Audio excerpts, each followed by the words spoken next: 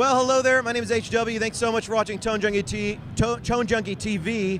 I almost forgot where we were. It's NAMM. It's the second day. My voice is pretty shot. I'm here with the one and only, the legend himself. This is Christophe Kemper. Hey, hi. So you've got some really cool new stuff for the show this week, and it's the Kemper Kemper Cone. What is it? Tell us about it. Right. So yeah, we have presented it last year, but now it's up and running. Production is done. Yeah. We're waiting for the ships to ship it actually, which is true. So we don't have like a exact estimate of arrival. They're very slow boats, right? Yes, and there's quite a queue at those boats, which is true. But the production is done and stuff. Yeah, I'm pretty proud of it. It was a personal project of mine, and we worked on that for I think 2.5 years. Yeah. But as more like maybe as a hobby project. Yeah, it was really fun, and a little bit sad that it now has ended. It has come to a good end. And yeah, this thing comes as a cone. I can show you. Yeah, let's take a look at it. So this is the Kemper Cone, and these are available for purchase inside or outside the Kemper Cabinet. That's right. Right, and this is what you haven't seen before because we haven't presented it that way. So this is a broadband speaker. It's a one-way, full-range broadband speaker. It's not a guitar speaker, and it doesn't have a tweeter, for example.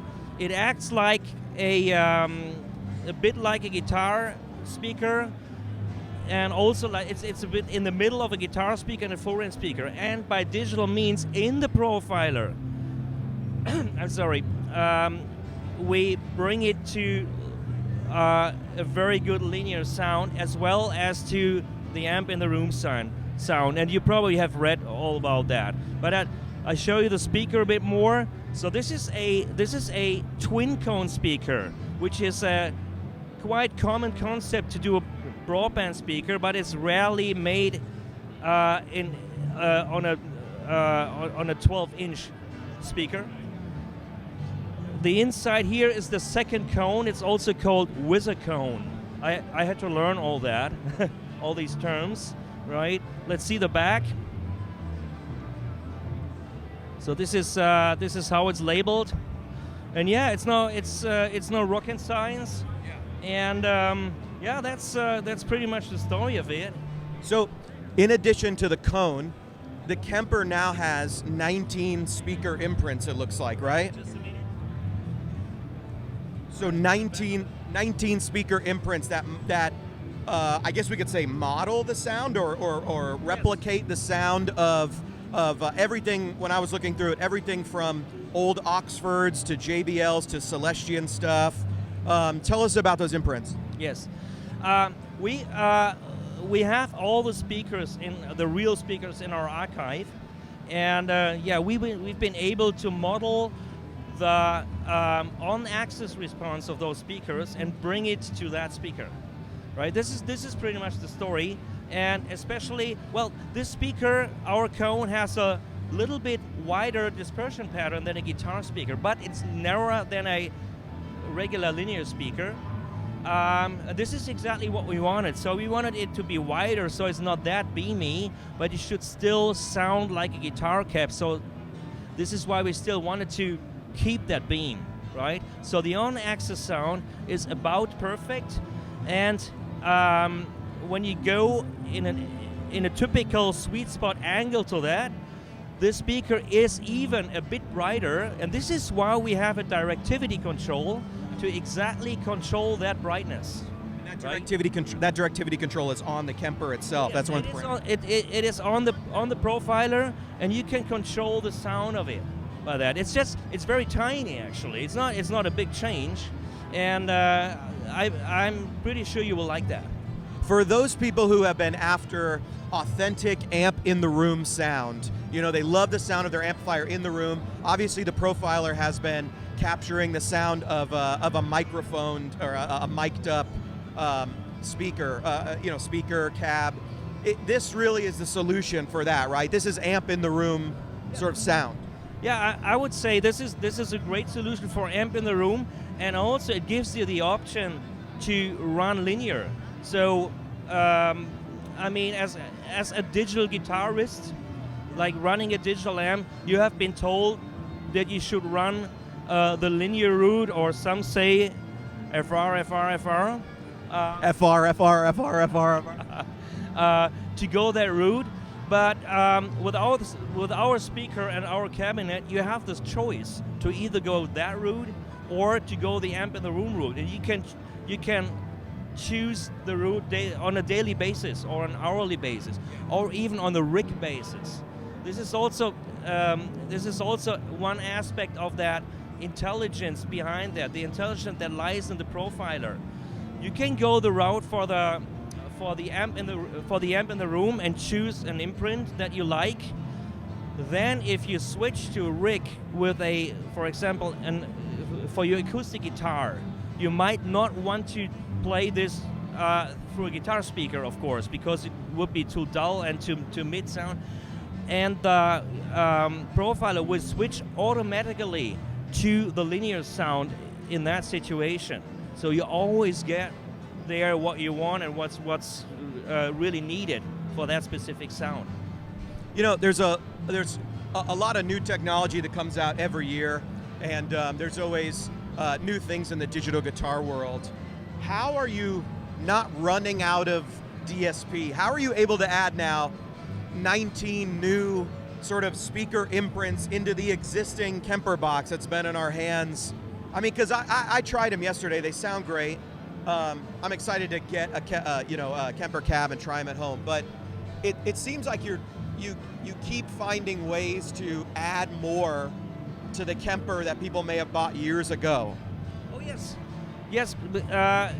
There's some people out there that say our processing power might be limited. Well, you can say every processing power is limited in a way. It's the question how you use that.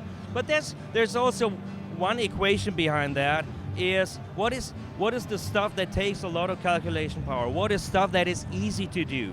For example, we have released effects that uses up lots of calculation power in the last year and the year before. This was our complex delays and especially the reverbs. And as you all might know, reverbs are one of the most power-consuming effects that you could have in a studio or on stage, right? This is released already, and all that we do after that is easy for the processor. It's just easy. So then, when you say 19 different imprints, we don't play 19 different imprints at the same time, right? That's the point. We play one. We could include, if we could include 10,000 imprints, right? And it wouldn't harm the processing power. That is about memory. Okay, so you heard it here first. Next NAMM, 10,000 speaker imprints are coming. If we can get those. So I mean, maybe like on the imprints, we have the let's say the big sellers of guitar speakers. They're up and running there, like the mainstream stuff. Also, we have found, friends of ours have found some nice speakers on their attic. And we made those two, the ones that you mentioned, Goodman or Oxford and stuff. And we'll be happy to take more of those imprints. So if some of you guys have an interesting speaker out there and might send it to us, so we might model that one too and bring it back to life. Yeah, that sounds very interesting. So obviously these first cabinets that are out are not powered. They're not powered cabinets, so they've got to be paired with a powered Kemper. Are we going to see powered cabinets in the future? Yes, we are working on that. They're working on it right now. In addition to the cabinets, there's a new acoustic simulator and also some new wideners. I saw a phaser widener. Yes, are those all coming out soon? Yeah, let's go through that. It's 4 new effects that we're going to bring. Is the acoustic simulator. The acoustic simulator converts your electric guitar into an acoustic guitar. So there's some boundaries. It will never be a perfect acoustic guitar, and you probably have seen such effects in the past. But I think ours is pretty good, and we brought it pretty much to the max. So people liked it here on the show already. And it was actually an effect that was you could just put in a stomp block. Yes. You know, you defeated the entire stack and then turn it on. Yes. It was very cool. What about some of the other effects?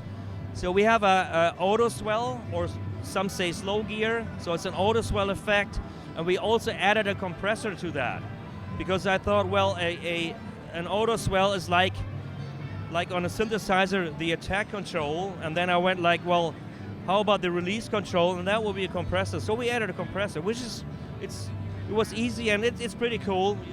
It's very nice. I think the Sunday morning guys are really gonna like being able to sort of do the auto swell stuff. Yeah.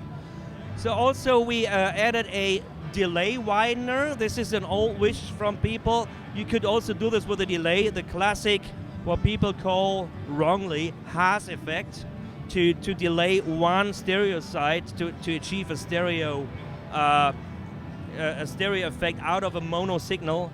And so we have included it with it is just one control that controls the delay of one side.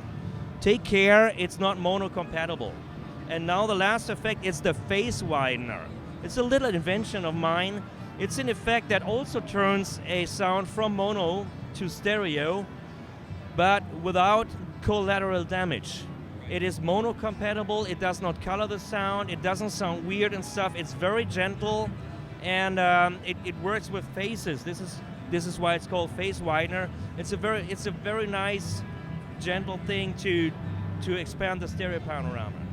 And also what I can tell you, and you don't even know it probably, this will be the software update 7.5 that'll come soon, and we will include low cuts and high cuts, not just in the equalizers where we just have them, but also into the global equalizers and the cabinet section.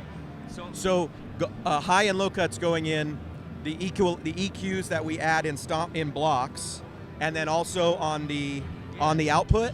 Yes.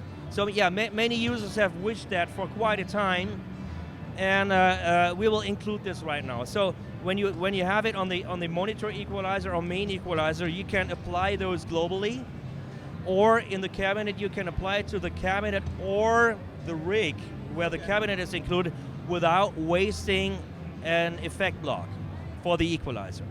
Yeah. Awesome. All right. Now the question everybody wants to know: when can we get the Kemper available in an HW signature flower design? I thought you had one already. It's on the boat. It's on the slow boat behind the cabs, right? There's this nice guy out there who does skins. Right. You know him, right? I do. Yeah. Happy Kemper Skins. Shout out to him. Yeah, there you are. So, looks nice. Last question about these cabs. Obviously, the cabs are available in 112 configurations, right? So they're 112 cabs. You can buy the speakers. Yes, we forgot about that. It comes in our cabinet with K, and also we sell those separately as a replacement part. So you can fill up your good old 4x12, and there will also be a little price rebate.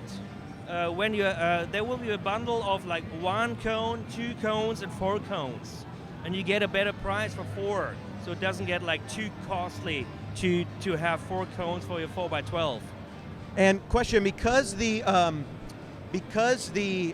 currently the cabs are unpowered, are Kemper non-powered Kempers still going to have the Kemper imprints in there so that they can use their own power amp in the meantime? Yes, you can use any transparent power amp to power those up, and yes, it will be. It is in every profiler, in the head, in the rack, and in the stage.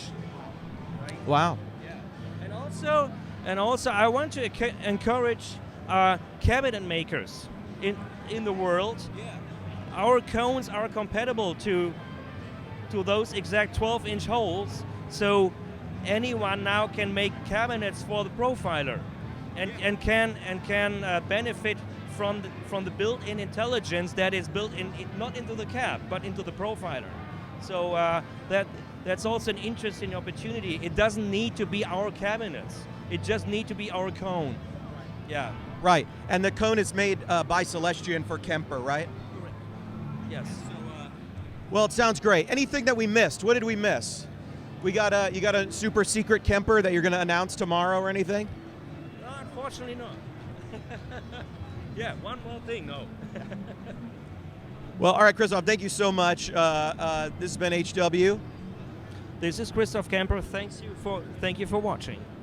HW out.